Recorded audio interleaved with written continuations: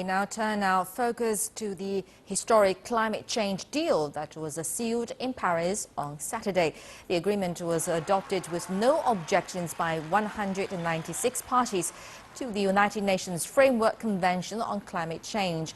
And the deal aims to hold the global average temperature rise to below 2 degrees Celsius above pre-industrial levels and strive to limit the temperature increase to 1.5 degrees. And during an interview after the adoption of the Paris Agreement, Xie Zhenhua, China's special representative on climate change, told the press that China takes this challenge of climate change as an opportunity for better development of a sustainable economy. 在我们的努力之下，在发展国家的坚持之下。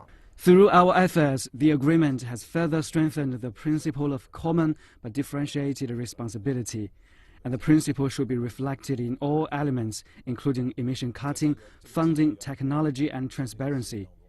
Developed countries and developing countries are at different phases of development, thus have different abilities and historical responsibilities.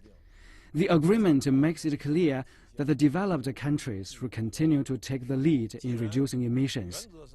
They should also strictly undertake quantified emission reduction commitments. Funding is also another focus of discussion.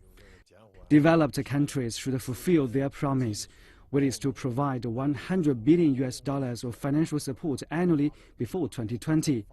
The agreement also insists that they should continue to provide more financial support after 2020. As for developing countries, the agreement encouraged them to conduct South-South cooperation based on the principle of voluntariness. The deal asks developed countries to continue to enhance transparency by providing reports on emissions and financial support. And based on the situation and ability of developing countries, they should be given more flexibility and a transitional period.